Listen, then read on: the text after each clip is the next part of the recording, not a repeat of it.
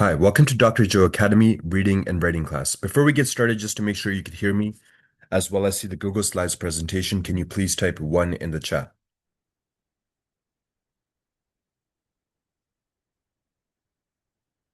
Okay, great. I'm going to go ahead and send in the link so you could join into the Google Slides.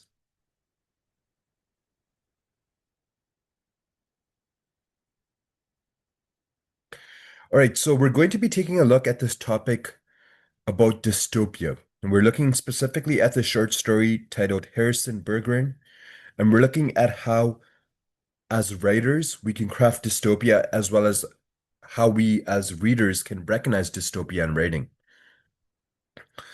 The quote that we're taking a look at is, "We are what we pretend to be. So we must be careful about what we pretend to be." This quote is from Kurt Vonnegut in his writing Mother Night. About the author Kurt Vonnegut. Born in 1922 and died in 2007, he was an American novelist known for his sharp wit, satire, and blending of science fiction with moral and philosophical themes. His works often question modern society's obsession with technology, conformity, and war. He is best remembered for Slaughterhouse-Five, Cat's Cradle, and Harrison Berggren. In terms of historical context, the story we're reading was published in 1961, the short story Harrison Berggren, during the Cold War era. And this story emerges at a time when fears of government overreach, conformity, and loss of individuality were strong. The story is both a parody of and a warning about the idea of absolute equality. It might seem as if the story is not relevant right now, but more than ever, more than it was in 1961, right now it is the most relevant. I'm not sure if you've heard, but there are, I don't want to seem as if I'm talking in a speculative zone, but in terms of the World Health Organization, there have been multiple different movements made for energy restrictions. So it can be as far as controlling the allowance of kilometers a person travels, or looking to see how fast someone is traveling on a road, looking to see at what time someone is traveling. And that is just the start, because this current issue can be linked with the lack of oil due to the Iran war. And just as we see over here, in 1961, there was a Cold War, but right now we're going through practically, well, what I would say is the closest we're getting to World War III for now. But we have this Iran war going on, and we see a conflict of oil. And from there, they start their stem of control. Because what we're seeing, even in certain countries, is a restriction on how much gas you're allowed to pump in your car. And officially, the government has, not just the government, but international bodies, international organizations, ones that control or speak about the guidance across multiple countries. They're already talking about energy lockdowns. Similar to what happened with COVID-19 and the COVID-19 lockdowns, we are now talking, not just talking, but planning towards energy lockdowns that are soon to come. So at times like this, we can really think about stories like this and see how closely it relates. Because a lot of times people do have questions, people do have a sense of a lack of security almost, especially when it comes to trusting the government. And now more than ever, we are about to see this become more and more of a problem. So this story is meant to be a satirical dystopia. Unlike darker dystopias like Orwell's 1984 or Huxley's Brave New World, Vonnegut uses irony and absurdity along with humor to highlight deep truths about human nature and society. So it's not just trying to be dark and serious, it is trying to be dark and serious, but at the same time is using satire to get this point across. The central premise is in 2081, the government enforces equality by handicapping anyone above average. Stronger people wear weights, beautiful people wear masks, and intelligent people have their thoughts interrupted by mental handicap radios. And especially the last point, it gets a little bit interesting as we most likely are probably less than a decade away from people, and I'm not saying everyone, but a large amount of the population taking things like the Neuralink, where they actually do have the possibility of having their thoughts get interrupted. So, having went through that before we jump into the story, I just have some discussion questions here. We could just go through one or two of them. We'll see since it's just you right now, Russell. So, let me ask you the first question. If society forced everyone to be the same, which would be easiest to control? Appearance, thought, or behavior? And after choosing your answer, why? Russell, can you go ahead and share your answer for the first one? Probably appearance and behavior because you can change someone's behavior by changing their appearance. Like, if you have a really confident person who's like really good at public speaking, but you don't want them to speak about your government being bad, then you can like embarrass them somehow. No, so you can like make them behave the way you want to. Yeah, no, exactly. Yeah, for sure. I do agree with you for sure. Behavior would be the easiest to control. And then after that, it would be most likely appearance and then thought. All right. We could also take a look at this one other question. Think of a movie or book or game you've seen where one rule shaped the entire world. What was the rule and how did it create conflict?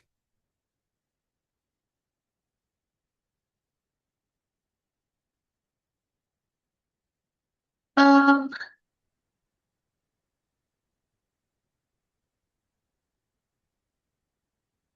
one rule, maybe like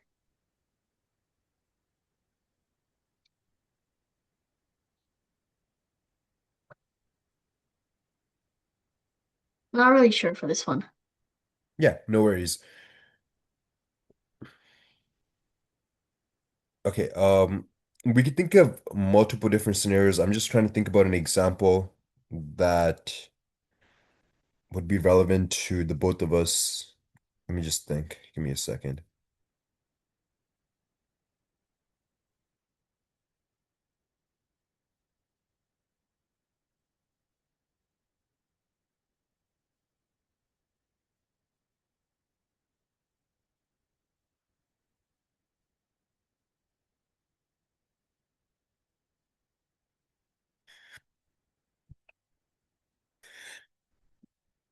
Excuse me. Okay, a good example might be The Giver. It's kind of built around the same concept. They've almost used genetic engineering and government control to the point where people cannot see color, feel deep emotions, or experience physical pain. And it's to live in a world where like you don't experience pain or turmoil too much, but there's a character named Jonas who is chosen to be receiver of memory. So he's able to see how the world was before this genetic engineering took place. And we kind of see the importance behind that. And I do remember reading that book in elementary, probably around the same age as you. I definitely would think that's a great book. Yeah, that's probably one of the best examples when it comes to looking at this. So we're going to be taking a look through the short story. And Russell, since it is just you, we'll take turns reading through. So I'm going to have you go ahead and read the first slide. The year was 2081 and everybody was finally equal. They weren't only equal before God and the law, they were equal every which way. Nobody was smarter than anybody else. Nobody was better looking than anybody else. Nobody was stronger or quicker than anybody else. All this equality was due to the 211th, 212th, and 213th amendments to the Constitution, and to the unceasing vigilance of agents of the United States Handicapper General. Some things about living still weren't quite right though. April, for instance, still drove people crazy by not being springtime. And it was in that clammy month that the HG men took George and Hazel Bergerin's 14-year-old son Harrison away. It was tragic, all right, but George and Hazel couldn't think about it very hard. Hazel had a perfectly average intelligence, which meant she couldn't think about anything except in short bursts. And George, while his intelligence was way above normal, had a little handicapped radio in his ear.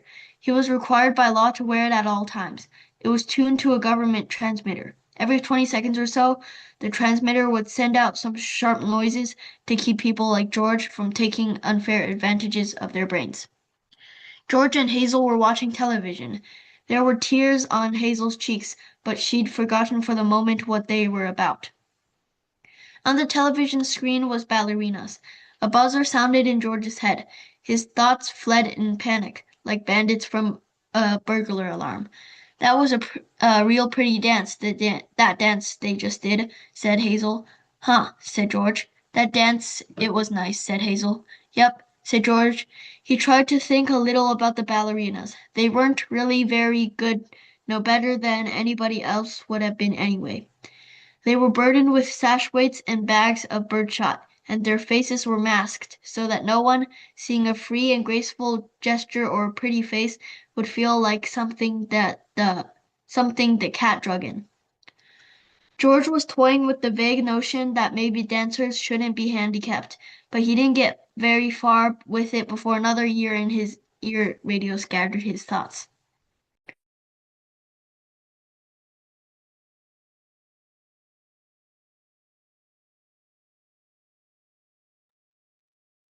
George winced. So did 2 out of the 8 ballerinas. Hazel saw him wince. Having no mental handicap herself, she had to ask George what the latest sound had been. Sounded like somebody hitting a milk bottle with a ball-peen hammer, said George. I think it would be real interesting, hearing all the different sounds, said Hazel, a little envious. All the things they think up. Said George. Only if I was a handicapper general. You know what I would do, said Hazel. Hazel, as a matter of fact, bore a strong resemblance to the handicapper general, a woman named Diana Moon Glampers. If I was Diana Moon Glampers, said Hazel, I'd have chimes on Sunday, just chimes, kind of in honor of religion. I could think, if it was just chimes, said George. Well, maybe make him real loud, said Hazel. I think I'd make a good handicapper general. Good as anybody else, said George. Who knows better than I do what normal is, said Hazel. Right, said George. He began to think glimmeringly about his abnormal son who was now in jail, about Harrison. A 21 gun salute in his head stopped that. Boy, said Hazel, that was a doozy, wasn't it? It was such a doozy that George was white and trembling, and tears stood on the rims of his red eyes. 2 of the 8 ballerinas had collapsed to the studio floor, were holding their temples. All of a sudden, you look so tired, said Hazel. Why don't you stretch out on the sofa, so you can rest your handicap bag on the pillows, honey bunch? She was referring to the 47 pounds of birdshot in a canvas bag, which was padlocked around George's neck. Go and rest for a little while, she said. I don't care if you're not equal to me for a while. George weighed the bag in his hand. I don't mind it, he said. I don't notice it anymore. It's just a part of me. Okay, and Russell, can you go ahead and read this slide?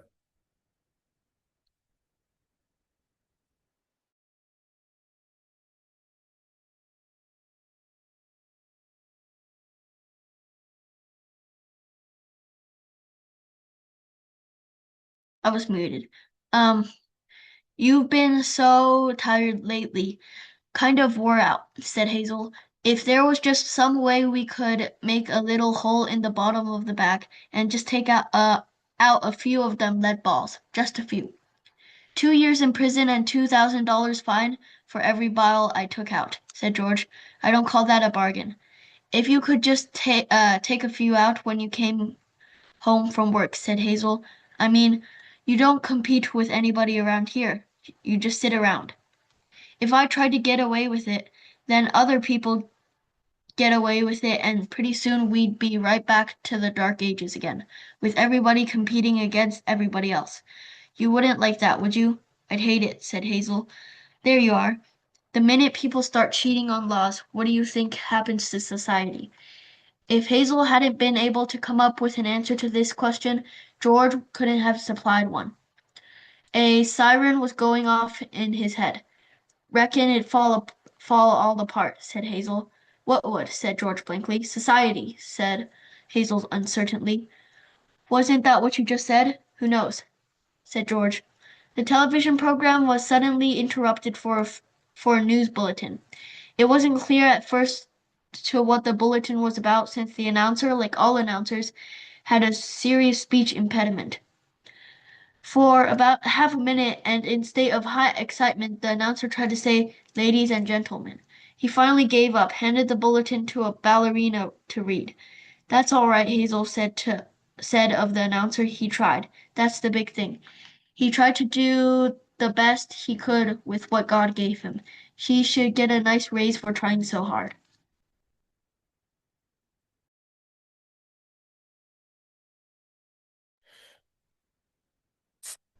Ladies and gentlemen, said the ballerina reading the bulletin.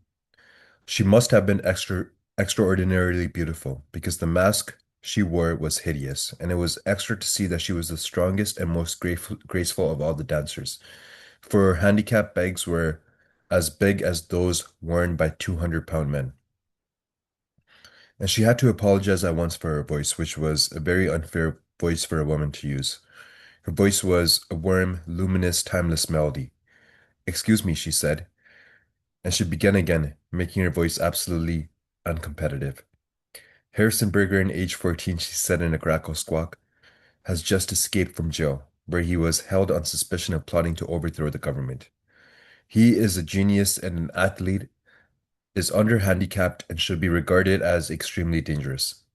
A police photograph of Harrison Bergeron was flashed on the screen upside down, then sideways, upside down again, then right side up. The picture showed the full length of Harrison against a background calibrated in feet and inches. He was exactly 7 feet tall. The rest of Harrison's appearance was Halloween and hardware. Nobody had ever borne heavier handicaps. He had outgrown hindrances faster than the H3 men could think them up. Instead of a little ear radio for a mental handicap, he wore a tremendous pair of earphones and spectacles with thick, wavy lenses. The spectacles were intended to make him not only half blind, but to give him wagging headaches besides. Scrap metal was hung all over him. Ordinarily, there was a certain symmetry and military neatness to the handicaps issued to strong people, but Harrison looked like a walking junkyard. In the race of life, Harrison carried 3 pounds, and to offset his good looks, the HG men required that he wear at all times a red rubber ball for a nose, keep his eyebrows shaved off, and cover his even white teeth with black caps at snaggle-tooth random. "If you see this boy," said the ballerina, do not, I repeat, do not try to reason with him." There was a shriek of a door being torn from its hinges, screams and barking cries of consternation coming from the television set. The photograph of Harrison Bergeron on the screen jumped again and again as though dancing to the tune of an earthquake. George Bergeron correctly identified the earthquake, and while he might have, for many was the time of his own home, had danced to the same crashing tune. "My God," said George, "that must be Harrison." The realization was blasted from his mind instantly by the sound of an automobile collision in his head. When George could open his eyes again, the photograph of Harrison was gone. A living, breathing Harrison filled the screen. Okay, and Russell, can you go ahead and read this slide? Flanking, clownish, and huge, Harrison stood in the center of the studio. The knob of the uprooted studio door was still in his hand. Ballerinas, technicians, musicians, and announcers cowered on their knees before him, expecting to die. "I am the Emperor," cried Harrison. "Do you hear? I am the Emperor. Everybody must do what I say at once." He stamped his foot and the studio shook. "Even as I stand here," he bellowed, "crippled, hobbled, sickened, I am a greater ruler than any man who ever lived. Now watch me become what I can become." Harrison tore the straps of his handicap harness like wet tissue paper, tore straps guaranteed to support 5,000 pounds. Harrison's scrap iron handicaps crashed to the floor. Harrison thrust his thumbs under the bar of the padlock that secured his head harness. The bar snapped like celery. Harrison smashed his headphones and spectacles against the wall. He flung away his rubber nose, revealed a man that would have awed Thor, the god of thunder. "I shall now select my empress," he said, looking down on the cowering people. "Let the first woman who dares rises to her feet claim her mate and her throne." A moment passed, and then a ballerina arose, swaying like a willow. Harrison plucked the mental handicap from her ear, snapped off her physical handicaps with marvelous delicacy. Last of all, he removed her mask. She was blindingly beautiful. Now, said Harrison, taking her hand, shall we show the people the meaning of the word dance? Music, he commanded. The musicians scrambled back into their chairs, and Harrison stripped them of their handicaps too. Play your best, he told them, and I'll make you barons and dukes and earls. The music began. It was normal at first, cheap, silly, false, but Harrison snatched two musicians from their chairs, waved them like batons, as he sang the music as he wanted it played. He slammed them back into their chairs.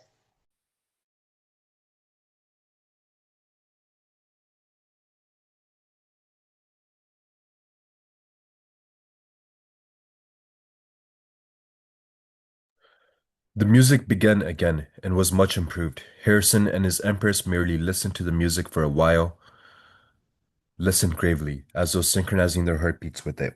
They shifted their weights to their toes. Harrison placed his hands on the girl's tiny waist, letting her sense the weightlessness that would soon be hers. And then, in an explosion of joy and grace, into the air they sprang. Not only were the laws of the land abandoned, but the law of gravity and the laws of motion as well. They reeled, whirled, swiveled, flounced, capered, gamboled, and spun. They leaped like deer on the moon. The studio was 30 feet high, but each leap brought the dancers nearer to it. It became obvious their intention to kiss the ceiling. They kissed it. And the neutralizing gravity with love and pure will, they remained suspended in the air inches below the ceiling. And they kissed each other for a long, long time.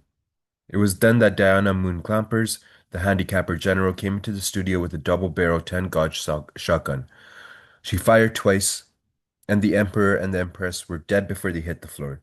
Diana Moon Clampers loaded the gun again. She aimed it at the musicians and told them they had 10 seconds to get their handicaps back on. Okay, and Russell, can you go ahead and read this slide?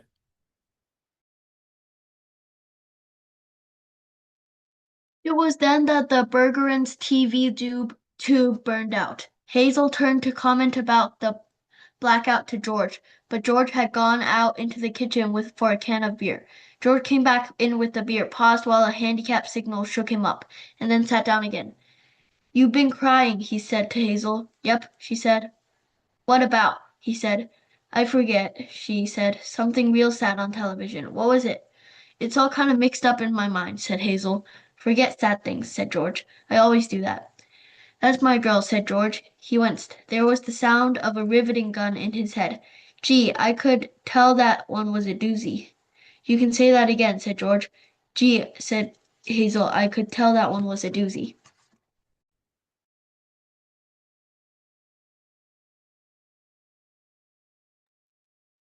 Okay, so this brings us into the discussion questions. I do think it's worth going through at least two of them before we do jump into the writing activity. So let's start off with the first one. Vonnegut shows that handicaps are meant to create equality, but they actually destroy beauty, intelligence, and excellence. Is he criticizing the idea of equality itself or the way society enforces it? Support your answer with specific examples from the story.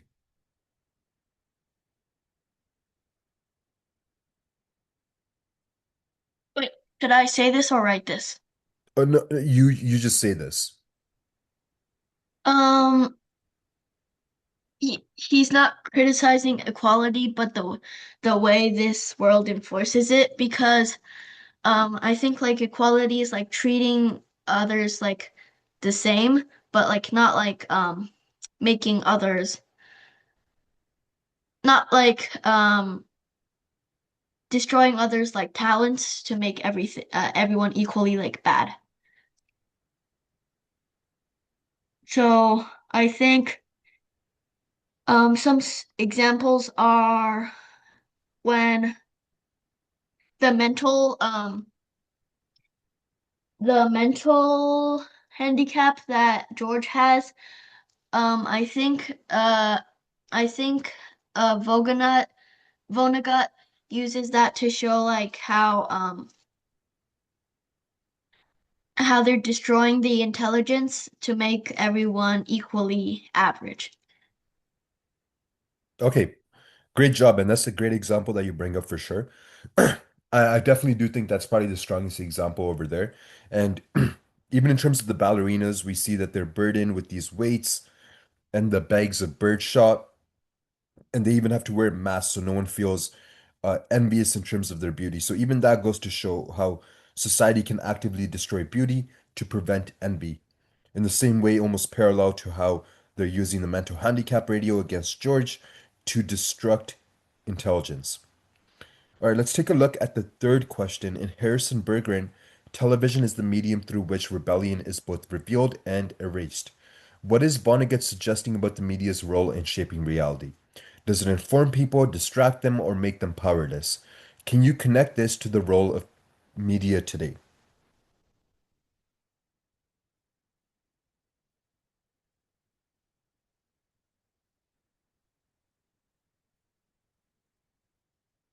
The media's role is to discourage rebellion because it revealed and erased it, and it informs people like don't do it and discourages them from doing it, and it makes them powerless because like they know that if they rebel, they'll just die. So the role of media today, um,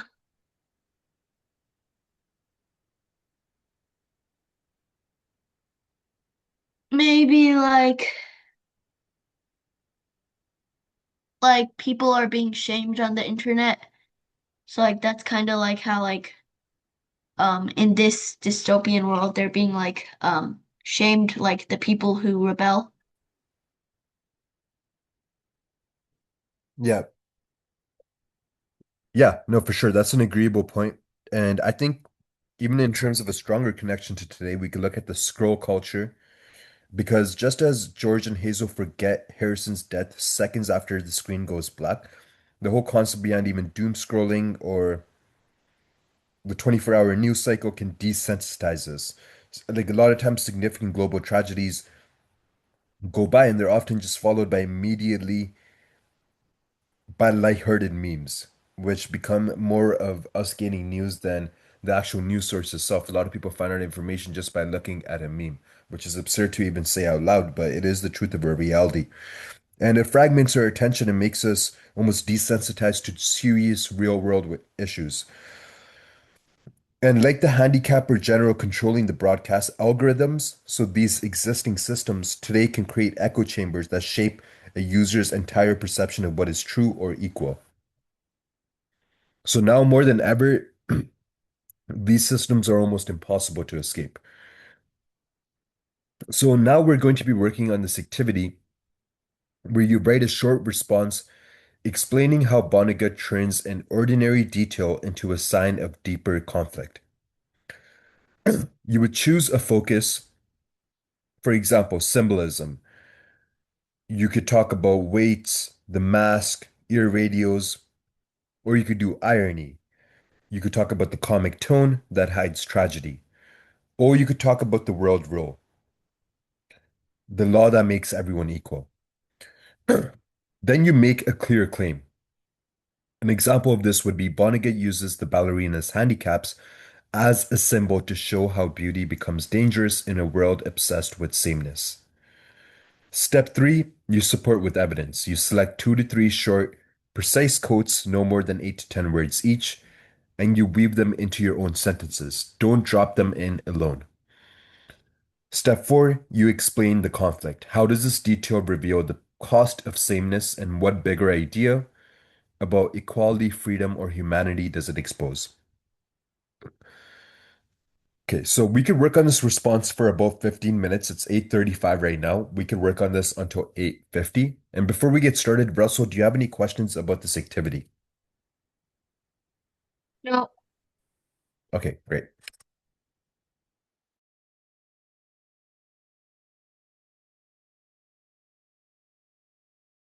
wait, we have how long again? You have about 15 minutes, 16 minutes to be exact.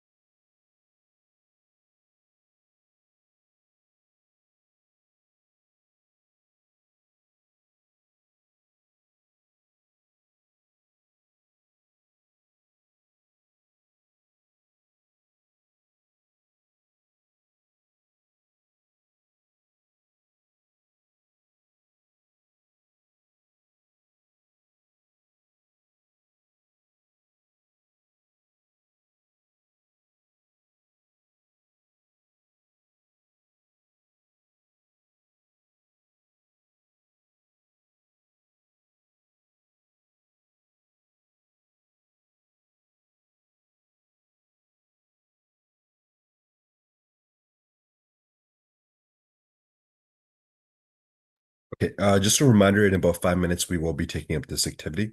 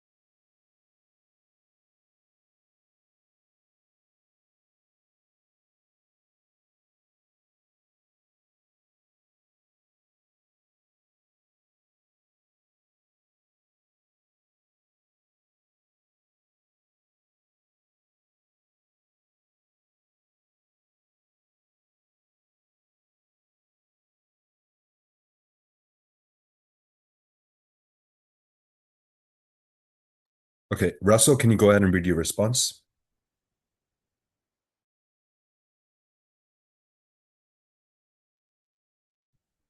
Vonnegut uses Harrison's handicaps as a sign of deeper conflict by describing them like ordinary government equipment at first, when they are symbols of control in reality. He describes him as carrying 300 pounds of scrap metal and wearing a red rubber ball for a nose.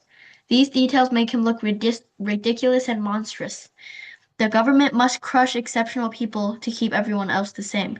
When Harrison tears the handicaps, Vonnegut conveys that in that dystopian society which is obsessed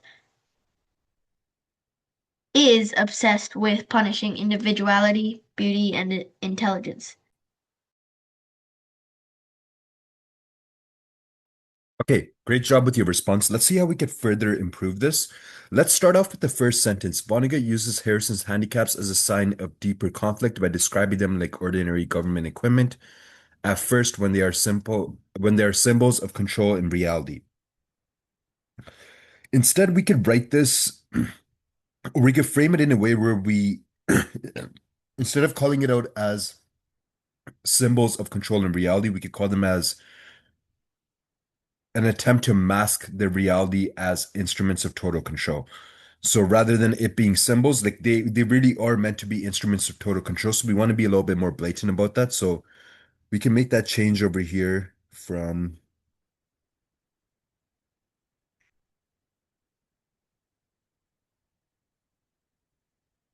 okay, yeah, from right here.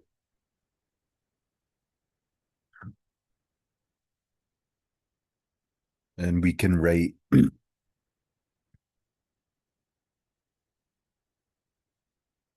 to mask their reality as instruments of total control.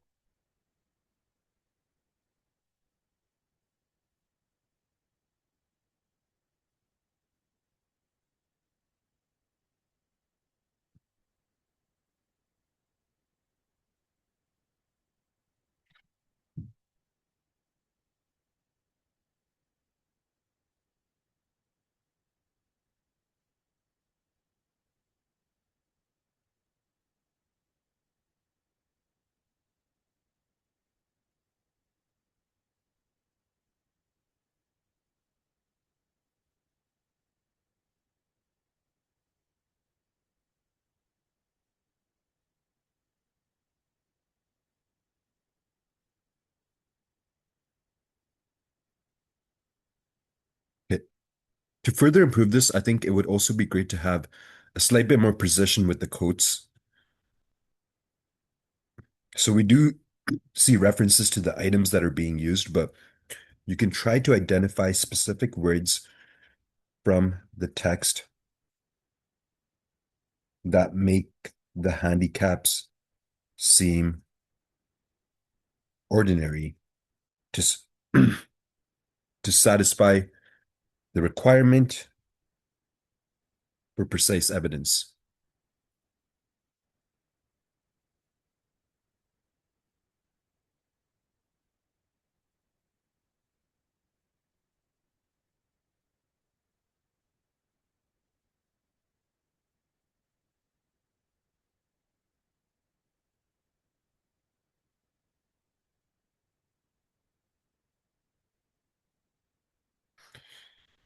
And even here, just adding a little bit more context to make it more specific. So we kind of just get into this idea that they're carrying these items on them or wearing certain items, but we don't understand why. So even just to write something as simple as,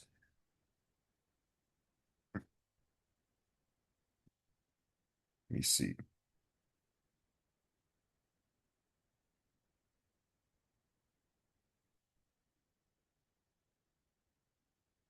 Okay, we could write Vonnegut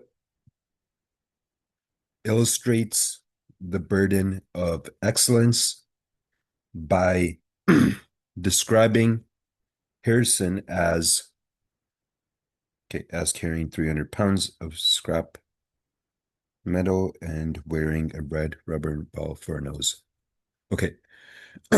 And that would just give the sentence a little bit more context and we kind of understand the purpose of him having these items or these burdens as well.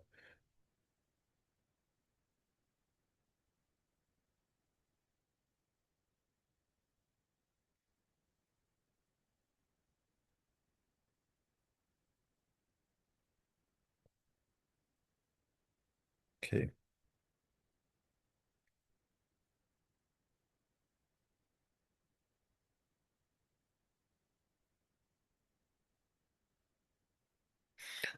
In the last sentence, it almost feels kind of incomplete. I would take off this portion, or yeah, we'll just take it off from here. And just to kind of complete this idea, we could write Vonnegut conveys that in, or Vonnegut reveals a society so obsessed with punishing individuality that it would rather destroy beauty and intelligence than allow them to exist.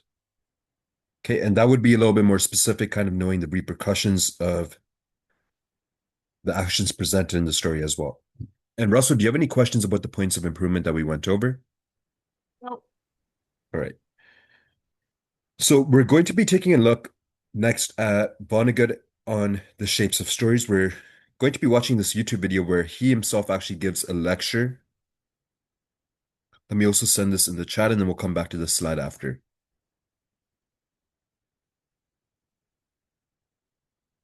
But to quickly summarize, Vonnegut once gave a lecture where he graphed stories on a chalkboard. His claim is every story follows a shape, an arc of rises and falls in fortune. He goes through the example of Man in Hole, where someone gets into trouble and then climbs out, and Boy Meets Girl, where fortunes rise, dip, and then rise again. In terms of why it matters, he talks about how readers expect emotional arcs writers can choose to follow or break them. And Harrison Bergeron follows a sharp rise, followed by a crash. Harrison rebels, then dies suddenly, ending in emptiness. All right, so we're going to take a look at this 4 to 5 minute video. I want you to take notes on two story shapes Vonnegut explains and one way a single rule in a world like the handicap law can change a story shape. So practically three different things. It's going to be two story shapes and one way a single rule in a story world can change the entire story shape. And I would want this to be written as notes. I'm just going to make sure you have a slide over there as well. Give me 1 second.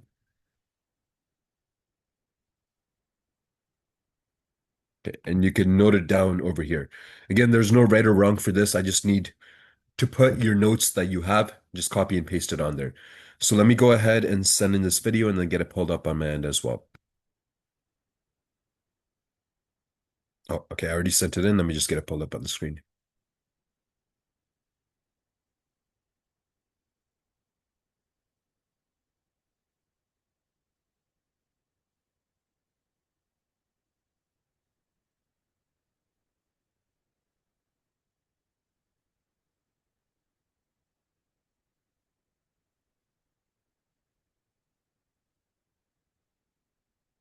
Has created a body of work of Okay, Russell, just to make sure, are you able to see the screen right now as well as hear Yep. the video? created a body of work of startling eccentricity and universal appeal. His singular view of the world applies not just to his stories and characters, but to some of his theories as well. Well, there's no reason why the simple shapes of stories can't be fed into computers. They are beautiful shapes. This is the GI axis, good fortune, ill fortune. Sickness and poverty down here, wealth and boisterous good health up there. Here's the very middle. Now, this is the BE axis. B stands for beginning.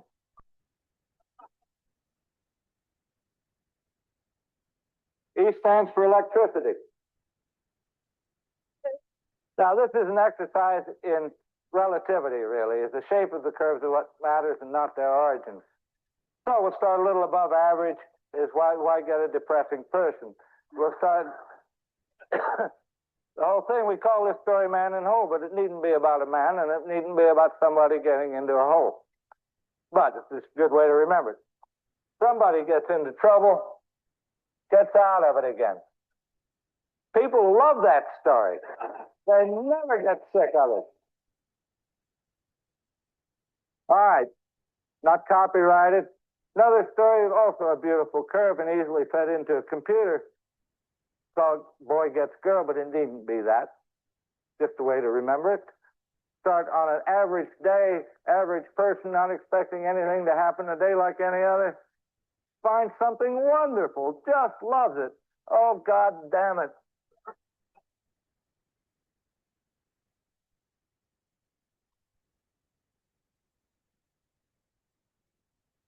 Got it back again. People like that. Now, these are beautiful curves, and this gets a little complicated. Computers can now play chess, so I don't know why they can't digest this very difficult curve I'm going to draw for you now. And it so happens that this is the most popular story in our civilization, Western civilization. As we love to hear this story, every time it's retold, somebody makes another $1 million. You're welcome to do it. Now, surprisingly enough, I've said it's depressing. You know, people don't like stories about below average days and people. But we're going to start way down here. Worse than that, who is so low? It's a little girl. What's happened? Her mother has died. Her father has remarried a vile-tempered, ugly woman with two nasty daughters, big daughters. You've heard it. See? Anyway, there's a party at the palace that night. She can't go. She has to help everybody else get ready. She has to stay home. Now, does she think lower? No. She's a staunch little girl, and she has had the maximum whack from fate, which is the loss of her mother. She can't go any lower than that. Okay, so the fairy godmother comes. Gives her shoes, gives her stocking, gives her mascara.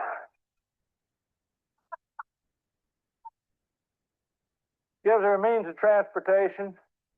Goes to the party. Dances with the prince, has a swell time. Boring, boring, boring. Now, there's a slight inclination to that line as I've drawn it because it takes perhaps 20 seconds, 30 seconds for a grandfather clock to strike 12. Does she wind up at the same level? Of course not. She will remember that dance for the rest of her life. Now, she poops along on this level till the prince comes, the shoe fits. She achieves off-scale happiness.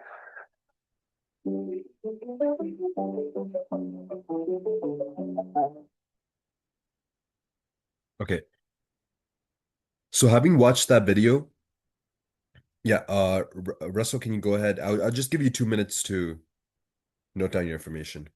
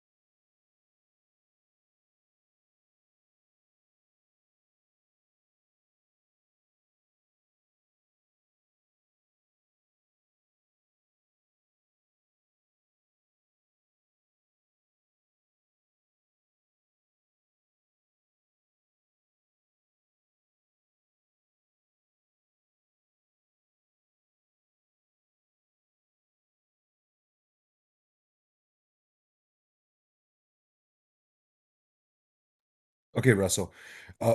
Great job so far in terms of noting down these three story shapes. And once you do get a chance, you can note down the final point as well. But we're just going to go ahead and move on to the other activities. But great job with your notes. So, how to use story shapes in your own writing. Identify your role as the engine. Just like the handicap law drives Harrison Berger, your story's role should control the rise and fall of fortune. If this role didn't exist, would there even be a story? If the answer is no, you've chosen the right role. Decide on the shape, the rise and fall tragedy. The character resists the role, briefly finds hope, but ends in collapse. For example, Harrison's rebellion. The fall to rise. This is where we see resilience. The character suffers under the role but finds a way to reclaim humanity. And then flatline to spike. So we almost see a twist as the major element in the story. Everything feels normal until one shocking event reshapes the world. How to use story shapes in your own writing. Shape the middle, not just the ending. Vonnegut warns that too many stories focus only on the ending. What makes Harrison Berger powerful is the sudden swing. Rebellion explodes and then is crushed instantly. So ask, where will your biggest rise or fall occur? How can you surprise the reader when it happens?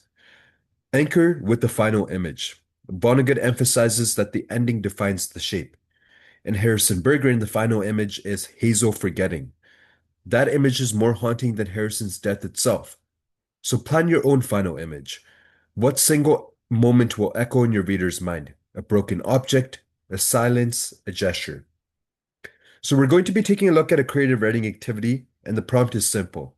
To write a short story where an ordinary role quietly controls life until its true cost is revealed. The instructions are to invent a single role for your world. It should sound ordinary or even helpful at first. Some examples include everyone must smile in public, no one can speak without permission, and every student must wear the mask. Create a character who lives under this role. Show how they experience it in daily life. Gradually reveal the shadow, what the role costs, limits, or destroys. Let ordinary details such as objects, habits, conversations carry hidden meaning. And end with the moment that shows the cost of the role clearly, even if the character doesn't fully understand it.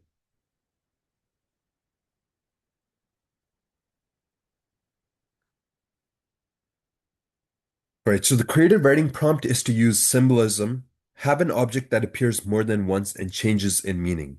Use foreshadowing, small hints before the cost is revealed, and use tone shifts. Start with ordinary life and then let unease creep in. Think about your story shape as you write. The rise, the fall, and the twist. I'm sorry, I introduced this slide first. This should have been the first slide I introduced. Write a short story where an ordinary role quietly controls life until its true cost is revealed. So that is the main prompt for your story. The specific instructions are to invent a single role for your world. It should sound ordinary or even helpful at first. Examples: everyone must smile in public. No one can speak without permission. Every student must wear the same mask. Then you create a character who lives under this role. Show how they experience it in daily life. Gradually reveal the shadow, what the role costs, limits, or destroys. Let ordinary details like objects, habits, conversations carry hidden meaning. And end with the moment that shows the cost of the role clearly, even if the character doesn't fully understand it. So we could work on this for 15 minutes until 9:25. And before we get started, Russell, do you have any questions? No. All right.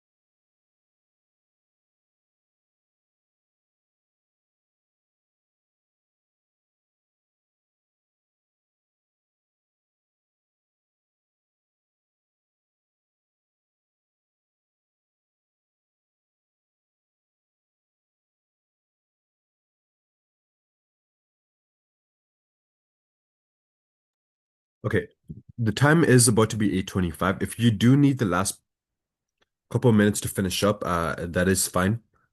That way we could read through it. I could give you some verbal feedback and then I could look through it a little bit more in detail since it's just your response.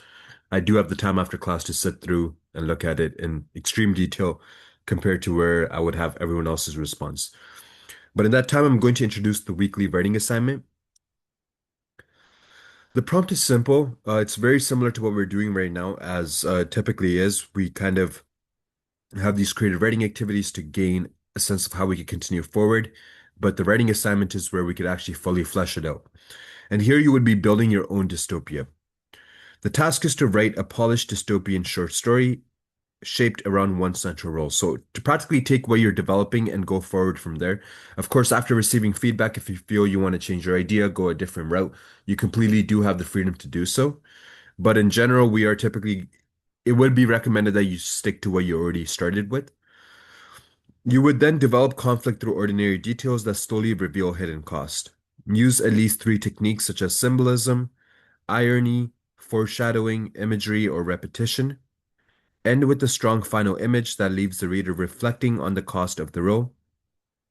The expectations are that revision is mandatory. First draft should be reworked for clarity and precision.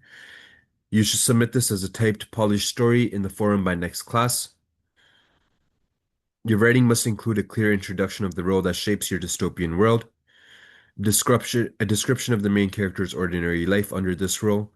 The way the role, the way the rules, the ways the role is enforced through habits, objects, conversations, or authority. A gradual reveal of the hidden costs of this role, what it limits, destroys, or distorts. A powerful final image or moment that shows the lasting consequence. Use at least three literary techniques. This was already prior mentioned with the creative writing activity that we're doing right now as well, which is symbolism, foreshadowing, irony. There's also the mention of imagery and repetition that we see over here. In total, your response should be about 500 to 750 words. All right, I'm going to go back over here, and Russell, as soon as you're done, please do send your response into the chat.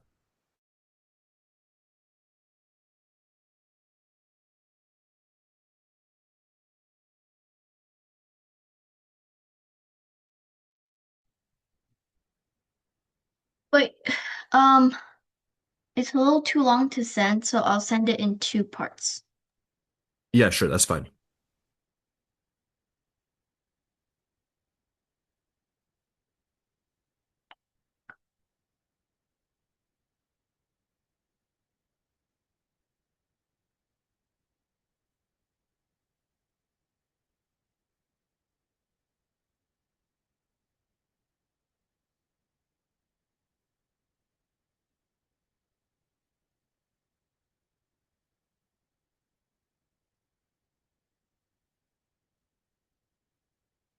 Wait, so the creative writing assignment was write a short story, and the homework was building your own dystopia. So No, isn't that kind of just like the creative writing? no, But the creative writing thing is one thing together, which is building your dystopia, writing like the creative writing is practically taking what we worked on right now and putting it into a short story. So there's no separate homework or separate creative writing. Like it's just one weekly writing assignment, which is to write the short story. And you practically are using the foundation of what you just did right now to continue forward from there. But as we can imagine, there's only so much you could write during class. Whereas the short story that's being assigned to you, it's a minimum of 500 to 750 words, or like minimum to maximum. Like that's the word count you're supposed to have. So you would take this short story. I mean, we're going to go through this right now. I'm going to have you read it. I'll give 1 to 2 points of improvement, but after class, you will find not immediately, maybe within an hour after class, you'll find some feedback, points of improvement. So you can use those guiding points when it comes to actually working on the weekly writing assignment. Does that make sense to you? yep. Okay, great. And Russell, can you go ahead and read your story? In Mira City, there was one rule: don't be difficult. It meant don't complain, don't ask for too much, and don't make trouble for others. Most people followed it without thinking. Mira always had. Then her mother collapsed in a grocery store. At the hospital, Mira sat in a waiting room. The chairs were hard, the lights were too bright, and the TV played quietly in the corner while no one watched.